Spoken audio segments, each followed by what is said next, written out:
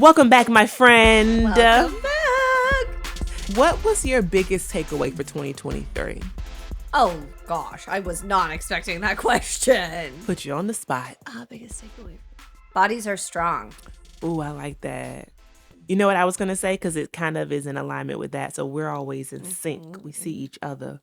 It was, I can do hard things. Not the Glennon Doyle podcast, by the way. Oh, no. No. You can do hard things. We can all do hard things. We can all do hard things and get to the other side. And not just survive, but thrive. So. And even when it's really hard, there's still glimmers. Amen. Come on, you better give some praise to the pain, Shondo. See, you know why you went to a black church recently, and I feel like. But let me tell you.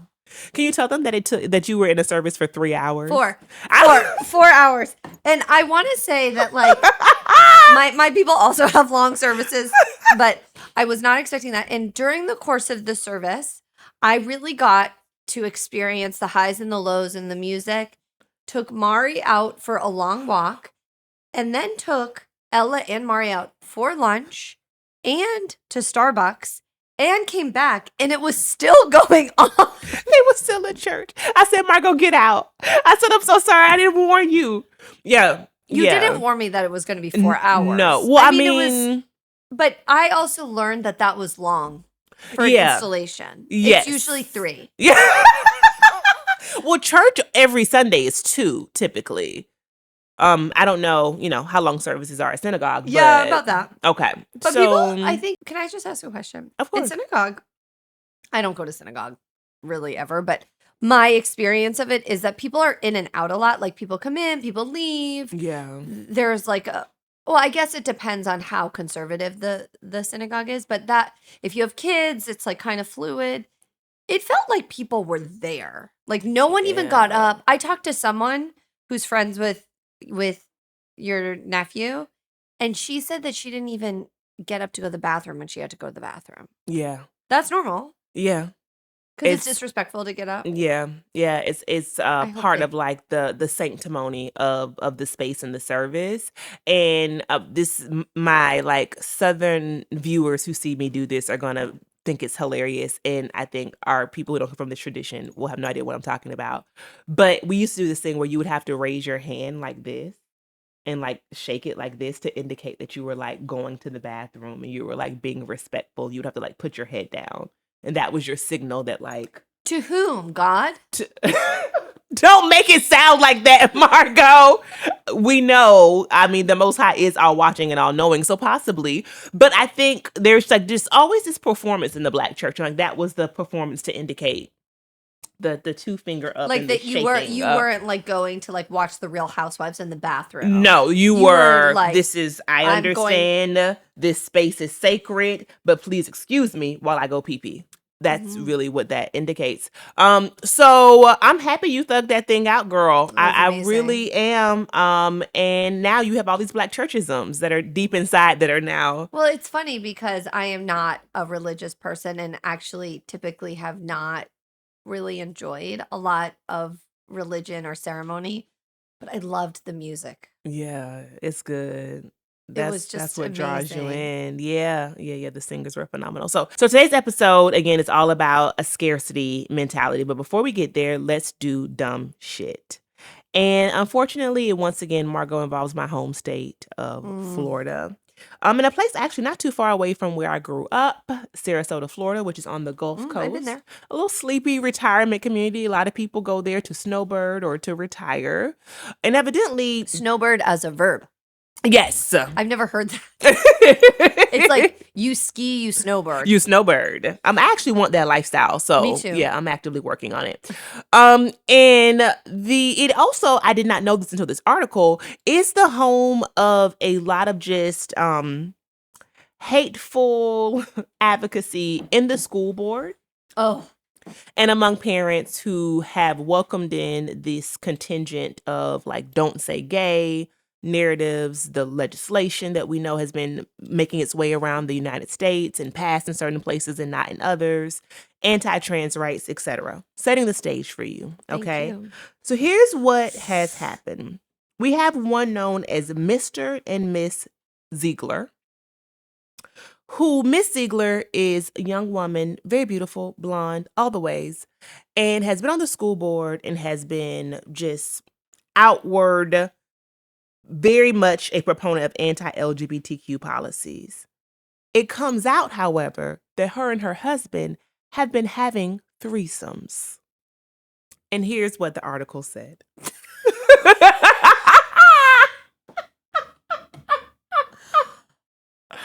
I think her. You can't make this up. You cannot. Let me tell you something. Her and Lauren Bobart, they be down at the sex club. Because at this point, it's giving y'all be having Freaky Fridays over there. Okay, across just the aisle. read this because I have so many questions. Like, Girl, how many kids does she have? What age this is like hot scalding tea. Okay. Okay, you cannot make this up. Now, not to make light of something else, because the way that this came out is a much more serious allegation. So here's what the Times said. Her husband, Christian Ziegler, maybe Ziegler, the chairman of the Republican Party of Florida, is under... Poor Florida. Remember Andrew Gillum, too? Is under criminal investigation for sexual assault. His accuser told the Sarasota Police Department that she had a consensual sexual encounter with Mr. and Miss Ziegler more than a year ago, according to a search warrant affidavit, a fact that both Zieglers confirmed to investigators. So, truth. This was a relationship that they were all in together. Exactly. That revelation, first reported last month by the Florida Center for Government Accountability, led to demands for Miss Ziegler, a proponent of anti-LGBTQ policies, to step down, with critics casting her as a hypocrite. I have thoughts about so many things. What say you, friend? Before I get there, though, okay, can I ask a question? Sure. So the allegation of sexual assault was against the unicorn. It was the unicorn again. The husband of Ziegler perpetrating against the unicorn. Over a year ago. Yes. So let me just say, so folks who don't know that terminology, a unicorn usually in the kink community is, because Margot is a kink ally, and I'm kink. Tashira's kink adjacent. I'm a kink ally, and I've learned vocabulary. Yeah. So it just came out. It just came out. It's so natural. So I'm adjacent, and I have learned over the years that a unicorn is someone, typically a woman, but not always, who enters into threesomes with couples, always consensual. It's like a playtime. Some of them even are kind of sugar babies, or they can be sex workers, or it can just be, just a fun time, somebody that you meet down at the institution, you go home and you kick it. So the unicorn says in this situation, her identity has been protected. Good. That she got a call to come over and play with the Zieglers. She respectfully declined. She wasn't feeling it. He shows up unwanted and sexually assaults her. Was Mrs. Ziegler there? Mrs. Ziegler was not there during the assault. Okay. For me, that's helpful context. Because it would have been a different analysis, I think, if the alleged sexual assault happened while they were all together. Oh, for sure. Right. I have lots of questions. Was this something Mrs. Ziegler wanted to do, or did she feel coerced into doing because of her allegedly abusive husband? How could she, with a straight face, do this if it was voluntary and support anti-LGBTQIA policies? Because, well, I guess there's a question. If you're engaged in a threesome, are you bi? This is what I wanted to get to. Because the irony is, in calling her out, they still get it fucking wrong. Which is why I think, and we talked about this with Ruth, there needs to be comprehensive sexuality education for people who are in positions of making policies. Because I'm going to need for them to be able to understand that you can engage in sexual intercourse with someone of any gender and not choose to be in relationship with that person of that gender. Especially when you are having sexual playtime, pleasure seeking with your partner. So I actually, if I was her, would not consider myself to be bisexual. I don't know how she considers herself, but I would not assume that she does so. Number one, because she is partnered and married to a man. Number two, because she has children. And for all intents and purposes, at least by the rhetoric that she spouts, she is heterosexual. So who am I to say just because you like to have your cooter licked by a woman that you're gay? I mean, for me, that is a truth. Okay. So then do you think the backlash against her because of this relationship is unwarranted? In some ways, I actually do. So this is interesting because that was what I was getting at too. Yeah. It's like, why are we assuming that everyone is wrong here? Exactly. Everyone, her being transphobic and homophobic is wrong. It's problematic. But then for her, the people who are condemning her to say, well, you can't. Like, you could be that way, but only if you weren't doing this thing. You see what I'm saying? Like, you are wrongly homophobic or transphobic because you actually are gay, but they don't know that she's not gay. You see what I mean? So it's this really weird kind of echo chamber that they're all in that is ill-informed, misintentioned, harmful, obviously, to the people who have been affected by these policies and more. Margot, do you know that one of the times that I was in Florida this year, Margot, they had just passed a city ordinance maybe or some local legislation in Central Florida that outlawed drag shows. Oh, I read about this. Yes, I did know. Saying that it was unsafe for children. And by the way, Mrs. Ziegler is one of the people who helped found like this very conservative group saying, you know, that parents should be able to be in control of the health education that their children are getting. Exactly. And so if there's anything that I think she's hypocritical about, it is her lack of inclusive policies, understanding that at least sexually, she's quite fucking inclusive. I mean, we're clear on that, okay? Again, if it is consensual on all parts, she says it is. Right. So right. She says it is. I just like from intimate partner violence analysis, coercive control is something that happens in relationships, and sexual coercion can happen both directly or indirectly. And so if given the added layer of fact that her husband is being charged with sexual assault or under investigation for sexual assault, it wouldn't be surprising if he perpetrates some form of sexual assault against Mrs. Ziegler as well. Yeah. I mean, this could all be one of his fantasies that he's coercing her to play out. We just simply don't know. It is deeply confusing to me.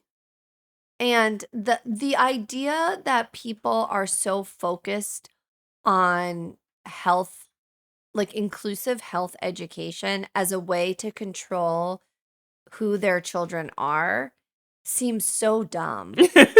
Like, just because kids aren't learning about it in school doesn't mean they're not gay.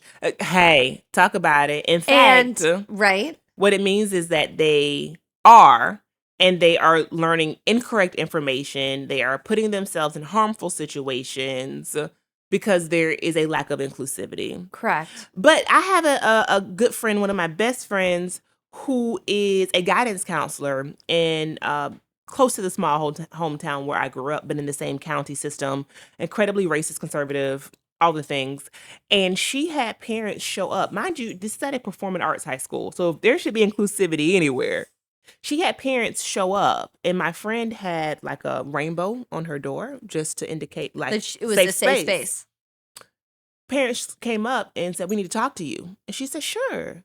And they were like, she's like, "What's this about?" And one of the parents said, "It's about what's on your door right now," pointing to the rainbow, and basically made a claim that the school, because it was a safe environment, made their son gay. So this is not something that people don't actually believe, is what I'm saying. Uh-huh. It's not lawmakers who I think are just kind of rallying up, you know, a base and planting an issue. They are voicing what people truly believe and not taking the time to educate, because schools can't make kids gay.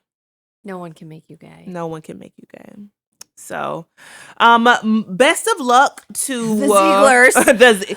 I hope your children are safe Like, I mean, can you imagine being their children and having to be embarrassed? Well, like, I don't want to assume what their kids think, but like, Yeah. if I were their child, like, I'm embarrassed my mom is a homophobic asshole. And I'm embarrassed that my parents' threesome is like out in the news and my dad's an abuser. And like, Merry Christmas, Happy New Year! Happy Kwanzaa!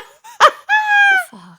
But you know what? I want to take the sexual assault off the table because that is a very serious allegation that, of course, we hold space for in a very intentional way. But as it relates to them and their sexual jaunts, good for fucking them that it has come out publicly. Because I am tired of people taking this stand of staunch morality in a way that they describe it, and they are not even living up to their own alleged Well, that's value what's so system. confusing to me, and why I asked the question a couple minutes ago about is she bisexual? Not because I believe she's bisexual, but because these same individuals are ascribing a gender normative cis hetero Here we orientation Here we go. to morality. Here we go. And a specific way of living, like in a marriage, with 2.5 children in the suburbs, that they can protect their children from the woke people, right? Anti-woke brigade. Right. And oh my gosh, like I need to keep them safe because if they were to get out into the woke world, they're gonna be finding themselves. And maybe healthy and whole. And they don't have to be in relationships, God willing, with abusers, right? And they can be open to love in all forms and be outright about that. And instead, what happens is these closet behaviors occur that then ultimately, in some way, often end up in harm. So again, girl, if you like to get your cooter licked by a woman, now, me and Margot has said this before. You can come across the aisle, leave the homophobia, leave the racism, leave the transphobia, and leave your guns. And leave your violence against children. Like It's violent. Right, it is violent. It's violent. And I just think that, look, like being a child in 2023, almost 24, is a hard place to be. They went through a pandemic. Their entire world got turned upside down. It's devices everywhere. Right, like they don't understand what's happening around the world, how they can be safe, how they can find themselves, how to communicate, how to assert themselves, how to be active, how to be smart, how to be right. There are so many hard things about being a child now that are harder than when we were younger. Even though, everyone says that. But like, why take information away from them for them to be safe? Yeah, and we also know that Florida is not just, as Ron DeSantis once said, where woke goes to die. Or was that his wife? Somebody said where woke goes to die. So it's not just home for that, but also the anti-critical race theory legislation and the book bans and all of those things are very much violent. They're violent, and I'm sure also on the table and part of Miss Ziegler's position on the Sarasota School Board, and so yeah, I just think that day by day these people are actually proving the need for the inclusion that they seek to condemn. Yeah, I mean, just like a little bit of a non sequitur, and then we can get into this conversation. But I think I've said this before, if not on the podcast, but definitely to you, that, it was so ironic to me that Donald Trump was so pro-life. And I was like, someone just needs to find the receipts because that man has paid for multiple abortions. And I'm not damning that. Of course not. Or the women that sought the reproductive intervention. It's that this idea of playing a part that actually has no connection to how you live your life. At all. Isn't it all just so performative? It is. And it makes you just be really skeptical. Yeah. Of how people are pandering and how people are acting and what is even authentic. And this is why people just don't trust politicians. I don't care what side of the aisle you're on. Yeah. Okay, so you all, this actually is a good time to talk about the episodes that we've been dropping exclusively on YouTube, right, Em? And so this is the kind of topic that is newsworthy, like it's in the media right now, and we don't want to miss the opportunity to chit chat with you all about it. And I mean, also to each other, we would have these conversations that we're now just recording. So make sure you are subscribed to our YouTube channel.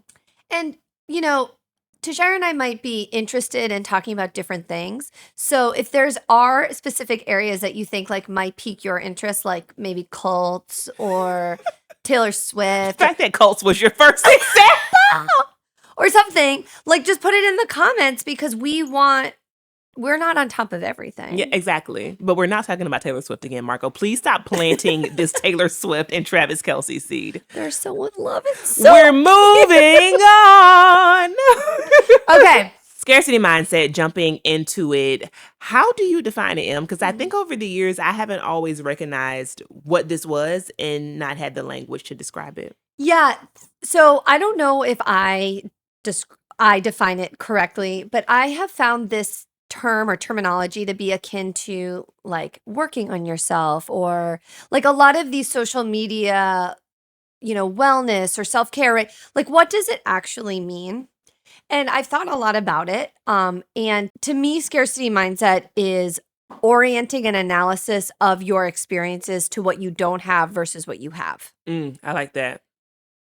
So I think kind of coming at your day, your week, your life about what it's not versus what it is. I like that. So that's how I think about scarcity mindset. I mean, I think about it a lot. I think mostly right now in this moment in my life related to work, because I'm new in a solo entrepreneurial life.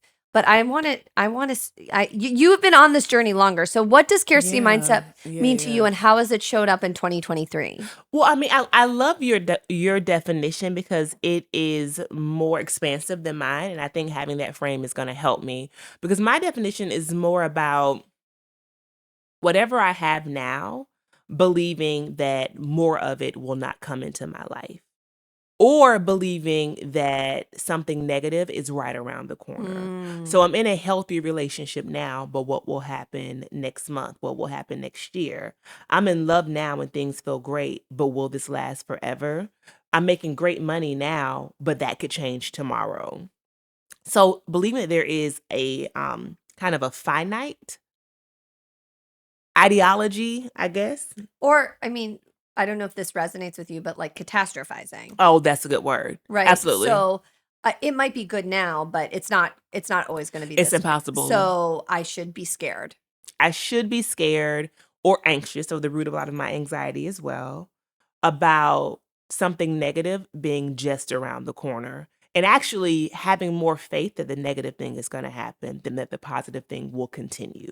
So what about if you just flipped it and just, even if the negative happens, you've got this? I know. And that having that mindset is what has helped me to work on it. So we are definitely going to talk about kind of where we were and where we are now. So you tell me, can you identify over the years ways that you actually had this mindset? Oh, I've always had this mindset. But I think I have always had this mindset, and I think, like you, it's an unlearning process, because it's not a helpful mindset. But I think there are aspects of it that can be motivating. I don't know if that's really what people want to hear. Ooh, no, say more. So, okay, I'm going to like show my age here. But I think there is value, real value, to having a really strong work ethic. And while it doesn't have to come from a place of scarcity, for me, it did. And I think there are periods of your life or one's life where like putting your foot on the gas pedal is going to propel you. And sometimes that comes out of a drive that might be rooted in scarcity. So while the roots may have issues, the roots might be rotten, but the tree might be beautiful. The tree still bears fruit. So I don't know. I don't but know. I also think that you can work hard from a place of abundance. Totally. And so that is something that, but I think I never experienced that. No, I totally get it. So you're saying like professionally, your work ethic Was always like I thought I was going to fail. I wouldn't get the job. I wouldn't perform well. I wouldn't do it. It was always about similar to you. Like this isn't going to last. I've got to keep pushing. I got to get the next thing. I got to, I was in academia for a long time. So like those metrics are pretty well known, right? You need to publish. You need to do more service and an administrative level. You need to get a higher title. You need to go up for a longer contract, or if you're on a tenure track, you've got to go up for tenure, right? So it was always kind of like pushing towards the next thing out of a place of feeling like I couldn't stay stagnant. Yeah. Even if that next thing wasn't what I wanted. That's the part. Even if it's not what you wanted. Okay, what does it mean? Understanding that maybe we didn't know what was happening, or like giving ourselves compassion that, what was, but now we know. What does working from a place of abundance or living from a place of abundance mean to you now? Oh, it's a couple things. Number one, that I am not riddled with anxiety all day, especially when I come to a place of creativity. So I want to use my brain as an example here. And I think it's because going back to like that hard work, I built politics and fashion from nothing. It was, an idea. And part of my kind of trajectory and journey is that I built this platform while I was still working a full-time job. And so that means that I would leave work, come home, and right away get in front of a computer and write a blog post or take pictures, do all the things, write a newsletter, etc. So there's part of me that has always felt like I was creating under pressure and that I had to be fast and that I had a limited amount of time. It was scarcity. And so now that it is my career and my full-time job, I have not kind of changed that lens up until recently, that I'm not creating from a deficit, that I don't have to give every single post, every tweet. I'm not on Twitter or X, but you know what I mean. Every single output of my brand, it does not have to come from a place of anxiety or fear that if I don't do that thing, it all will collapse. Mm-hmm. Or I can't take a break, for example. Mm-hmm. Or the video has to be up this time, this day only. And if it's not, it's a catastrophe that is going to occur. And so to answer the question from a positive or abundance framework, what I am learning is that whatever I create and whatever I give to the world is enough at that time because it's the best that I can do. And not to make perfect the enemy of good.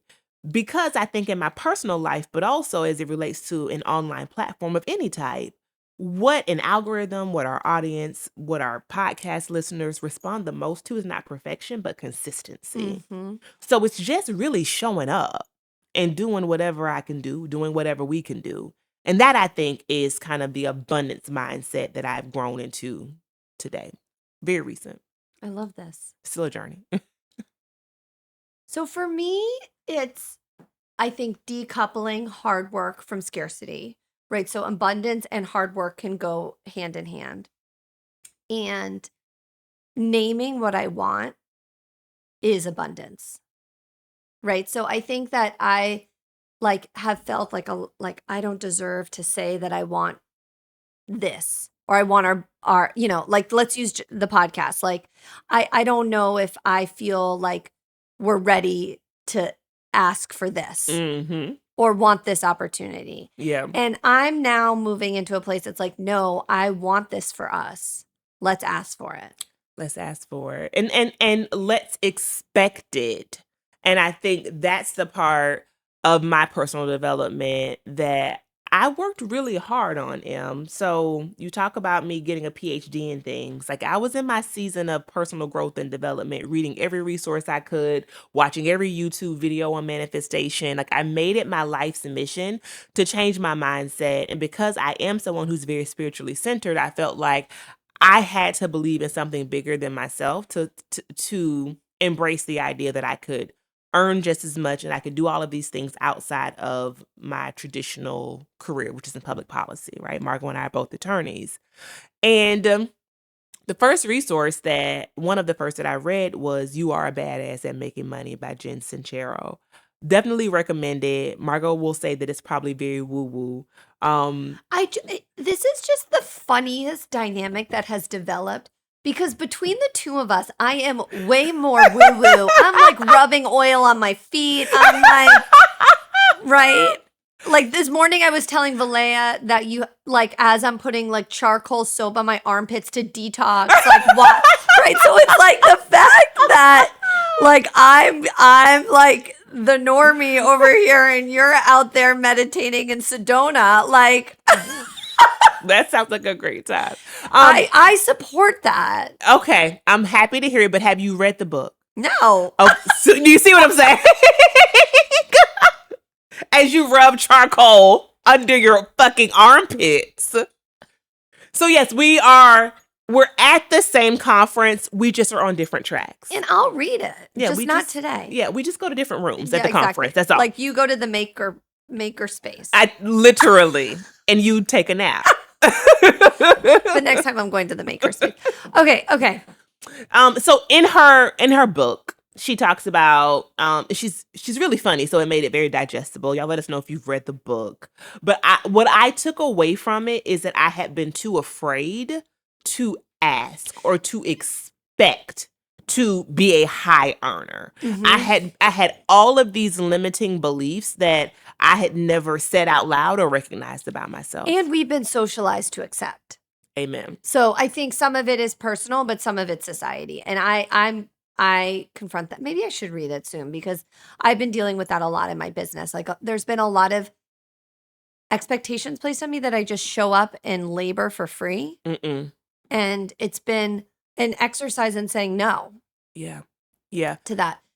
Can I add or ask, because I'm really interested in professional abundance, but I'm wondering how this has shown up for you personally. Ooh. Because I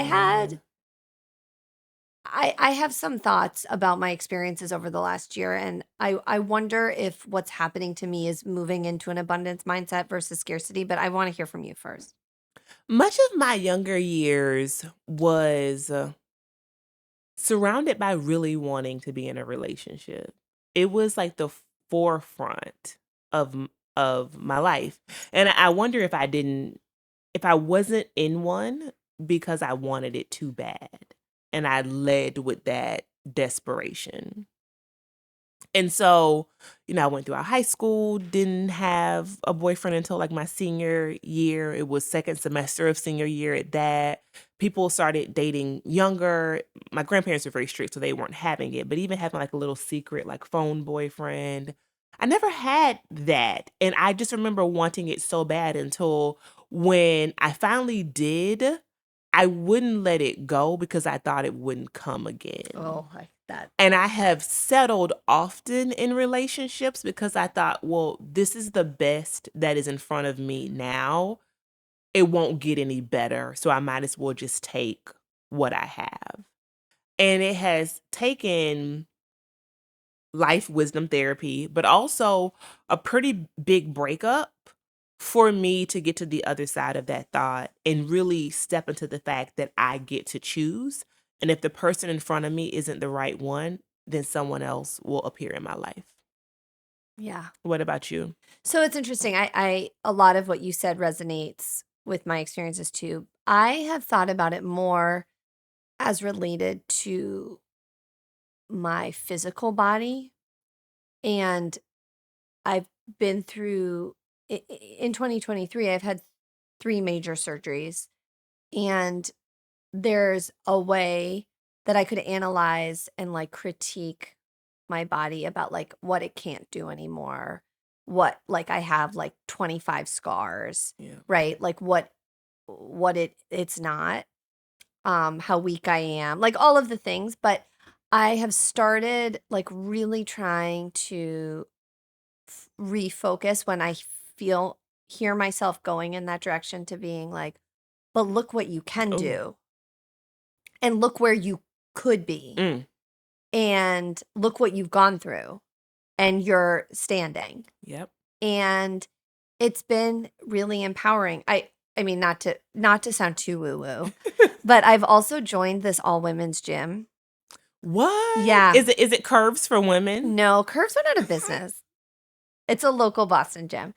And it's just really inspiring to see all of the bodies and all of the ages and all of the different ways that people move together and independently to stay strong and healthy. And I've been going to some of their dance classes, and like 305 dance, if anyone knows it. So it's funny, like Tashira was in Miami at Art Basel last weekend, and I was at an exercise class called 305 dance in Cambridge with like 20, 65-year-olds. But wait, is it called that because they play music from the 305? Yes. Girl, you lying. Yes. I want to go. It's so fun. It is so fun. But there were like 22-year-olds and 72-year-olds. Oh, I love this. And I don't know. It has just been, it is humbling because I am so much weaker than I've ever been. And it's like, oh my gosh, last week I couldn't do this, and this week I can do this. And also, like, why is my orientation pre having 3 children and 6 surgeries? Right? Like, why do we do that to ourselves? Of course, my body's changed. It would be weird if my body hadn't changed. Yeah. Right? That would be weird. And so I'm trying, I started trying this on last year. Was it last year? No, like this year. I've had 3 surgeries and 1 major injury. The injury being the time I fell off the hammock and busted my back and could barely walk. And I was like in the day 2 of a yoga retreat and could barely move. And I was like, there is a version of this week where I sit and cry every day because I'm not home with my family and I can't move. Or there's a version where I can move softly and focus on what my body can do versus what it can't. Yeah. And I just like keep reminding. I mean, obviously my brain goes to bad places, but like that's where I'm trying to focus an abundance mindset vis-a-vis my physical body and strength. Flip the narrative. What about finances? Because I think there's a real, obviously, like material component of this conversation too.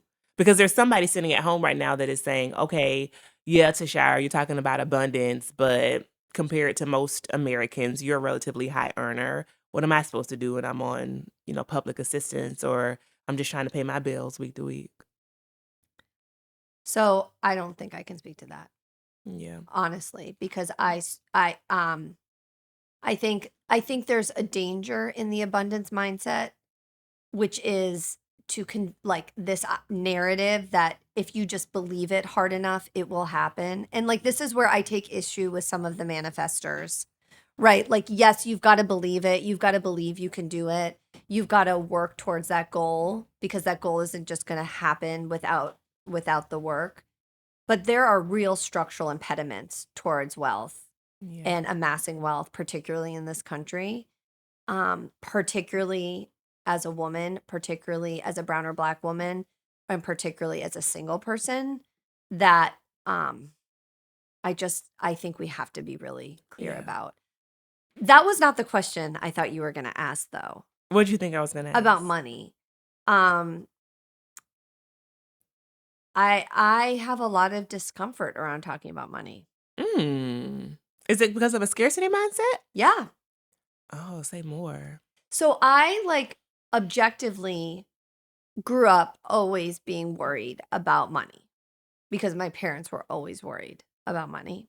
And they talked about it and you could feel the energy. And my dad was a small business owner, solo practicing lawyer. So some months were good, some months weren't. My mom was an entrepreneur. So similar, like, and they, like, in retrospect, were risky in how they lived and what they expected of themselves. Like, oh, yes, my kid's going to private school, whether I can afford it or not. That kind of thing. So I grew up always being really worried. And then I, like you, went into a career first as a case manager at a nonprofit and then as a legal services attorney where income, like a high income, was never a possibility. Like, and let's just put this in context. I remember sitting in law school and they were giving an example of a public interest attorney barely making $90,000, and that was after a decade of practice. And I remember thinking to myself, that's a lot of money. But that's also, you have to keep in context, after 4 years of undergrad and 3 years of graduate school. And also keep in context that a corporate attorney starting out of law school, do you know what it is now? It's probably at least $220,000 a year. And sometimes at a big firm, not all firms, but course. Like and sometimes these are students who are 23, 24 years old because they've gone straight through. They've gone straight through. So I always supplemented my income. I always was tutoring or babysitting, I never had one job until I was married and had a kid. But even then, I just always worried. I think it has been very hard for me to accept that I don't make the same financial contributions to my family that my husband does. And that no matter what I do, unless the podcast blows up, people. When Josh will always make more money than me. He's in a different industry, right? And he has worked there for a very long time, and I'm not contributing to my family in that way. I know you would say that you could, but Margo, you contribute in other ways. I would say that the reason that Josh is able to contribute the way he does is because of you. And I do not think when couples think about contributions, it is helpful to think about what piece of the pie one particular person. Totally. I think you're right. I just think when I think about abundance or scarcity, it is hard for me to believe. No, I hear you. Despite all objective measures saying that it is so, that we will be okay financially. And so that's something wrong with me. Well, and I was about to say, I wonder if that's also connected. Would you feel that way if you were earning the same salary as him? Would you still feel that way? Know. Because I'm wondering if that's less about the amount of money that's on the table in the bucket, but more about how much you have put into that bucket. Maybe. I also just don't have a lot of models in my life for people feeling settled financially. Yeah, no, shit. I know that story for sure because my grandparents objectively have more money in retirement than they ever had because they don't have as many strains on their income. Same with my parents. They are way more stable in retirement than they ever were as working people. And they move around the world like they live in abject poverty.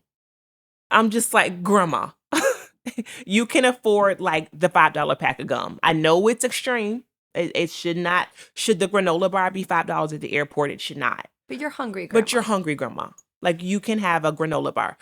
So there's this thing where even when we get it, the scarcity mindset tells us again it won't last forever, and that things are just good right now. And it's really easy to identify it in other people, right? Mm-hmm. And harder maybe to identify it in our own lives. Yeah. But you know what? It shows up a little differently for me because what I find is that my scarcity over the years financially has told me, just keep spending, girl. You going to be broke anyway. Instead of don't spend. And save and invest in yourself. It tells me, well, you're never going to get ahead. So you might as well just spend and have a good time. Or it says, your finances are blown this month anyway. You're beyond your budget. Just press reset next month. Go out for drinks tonight. But they're both rooted in scarcity because at any time I can make a different decision. Right. And it's like, and there are positives and negatives to both because there's a lot of value in, fuck it, I'm just going to go live my life. Yeah. And enjoy my life because tomorrow is not promised. And then there's also value in being like, you know what? I don't need to spend $100 at the bar. Yep. I could stay home for a couple nights and invest in my 401k. I saw this thing on TikTok where they talked about, or maybe it was a meme, $100 and they had equals $1 to an adult. And that's so true because remember when we were young, $100 was so much money, bruh. And now we couldn't go out to dinner and spend $100. Girl, do not judge me. I went through a drive-through the other day. Okay, Miss Charcoal under the arms. We were just eating seaweed snacks. Do not give me that face. When was the last time you ate fast food, Margot? I don't eat fast food. Exactly. So I'm going through a drive-through, dog. I would go to In-N-Out. Oh, okay.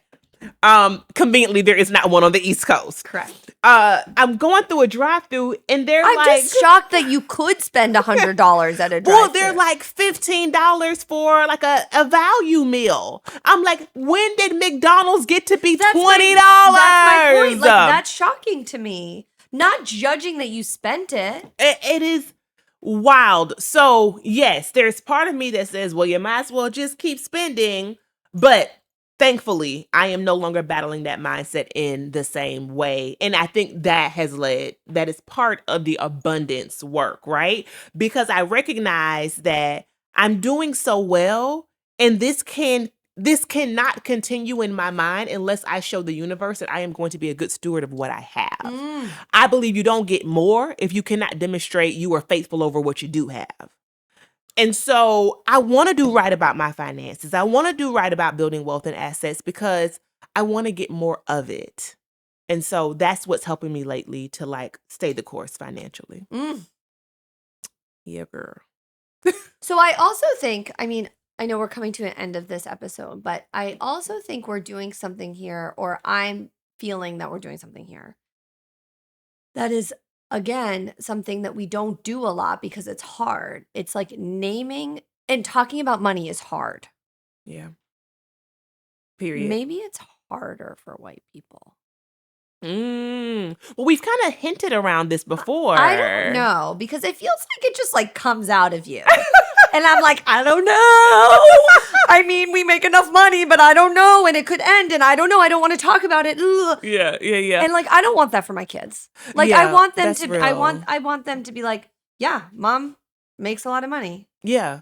But because or mom doesn't make a lot of money right now, but she's doing other things or whatever. Like, I want them to know the value of money, but also that it's not something that can't be spoken of. Yeah, but no, I thought you were going to say, because we talked before about the things that like the ways privilege and wealth, quiet luxury shows up for white people.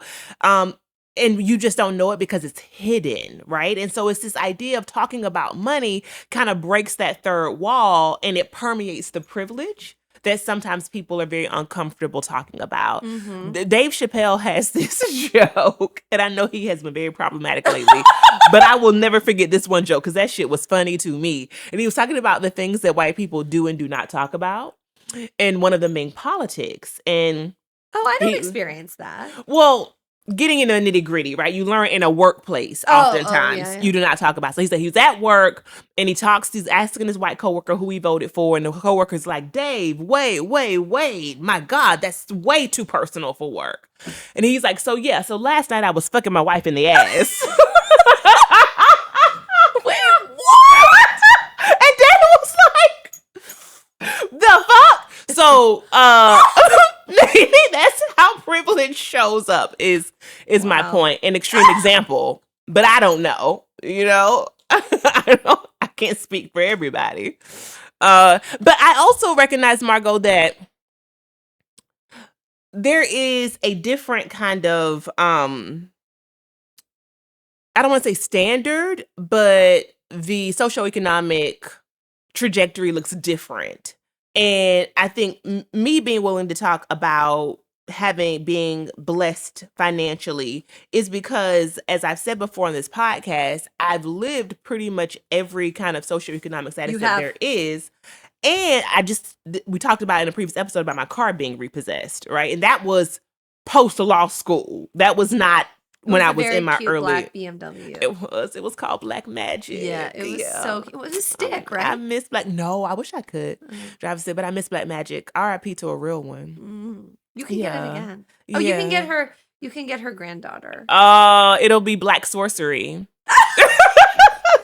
Okay, woo woo. Shut up. So, I think that I have to just own that I am in a better financial position, and also that I am in one of the best in my family. Also, you don't have you don't have children. Yeah. Which is a fucking money suck. So, like, not complaining, but like, I do think not having children changes the frame. Yeah. Right? Like, you're not saving for college. I mean, actually, I don't And want that to say starts so I don't want to early. say that. Maybe you are for your godchildren. No, I know 100%. So actually, what good money looks like to a person who may be partnered but doesn't have children, especially if you're partnered, because then you're a 2-income household, right, with no children. With no children, right? Like I can't even imagine what that would be like. I mean, that's just not my reality. We spend and always have. I have spent everything on childcare. Mm. And like it has been worth every single penny because my children have been safe and educated. For sure. But it has definitely changed my understanding of what it means to be paid on Friday. Because so much is going out. Like it comes in and it goes right back out. I joke that we like run a small country from right. And like because it's just like, oh, here, yeah, sure. Like yeah, I see. There are so many expenses accounted and unaccounted for that come with parenting. And so I understand also how that can affect your mindset. And I just wonder how that shows up, particularly in big age, as it for people who are either caring for elders, which can be very costly. Amen. Or caring for children as they're either very young. So there's a lot of childcare needs in terms of daycare, or if you have in-home help. But then like the idea or like looking down the pike towards college and what it costs. And I'm realizing how young that starts. No, I mean, a lot of my friends and I started college funds when our kids were born. Yeah, I didn't have one of those. And I don't, my friends now, because we are similar as far as education levels are concerned, have made some different choices, but by and large, nobody that I went to college with was there with a college fund in tow. Mm-hmm. So it's definitely different among obviously race and socioeconomic lines. But I think as we like wrap up this episode, when we think about scarcity and we think about abundance, what's the takeaway as we move into 2024 for you? The takeaway as far as scarcity and abundance, I think it's actually something that you said earlier, Em, which is that what if it goes away? And what? I have, speaking about me, but this applies to everyone, have proven that I possess a lot of fortitude and resilience. Mm-hmm. So even if I wake up tomorrow and whatever the it may be, is gone, whatever the resource, the person, the thing is, if it's gone, recreate it. Mm-hmm. Find love again. Buy another car. I've demonstrated that I can build and rebuild a life. And so if that's the worst that can happen, why dwell on that? Mm-hmm. It's just better, as you said, to lean into the abundance. Mm-hmm. What about you? I think for me, very similar. But I think moving away from catastrophizing and similar to you, leaning into if bad things happen, I can pivot. But also kind of like playing on my tools that I know can help. Mm-hmm. So like breathe. I know this sounds, but like there have even been a few things over the last couple of weeks that have happened in my family that have been scary medical things that typically I would have gone to a very dark, scary place, Googling things, like staying up all night, and I just refused to go there. And I was like, this is what it is. This is not ideal. We'll know more. And I had to like do it in real time, both for my kids and my nieces, who I was taking care of at the time. And everything has been okay. Good. And also just like allowing myself to not go there. Like we can only deal with the facts that we have right now. Yeah. Assuming the worst is going to happen has no place for my brain. And that's kind of what I'm taking as my abundance, that I know that I can handle it. I know that it'll be okay. And moving forward. Moving forward. Upward and onward, friend. Thank you guys so much for tuning in. We'll see you next time. Bye, everyone. Thanks for listening to Justice. We hope you enjoyed this episode. If you'd like to learn more about our podcast, be sure to check us out on our website at justicepodcast.com. You can also reach out to us there if you want to be featured on the show, or if you have a business or a product that you think would be a good fit for our audience. Thanks again for listening.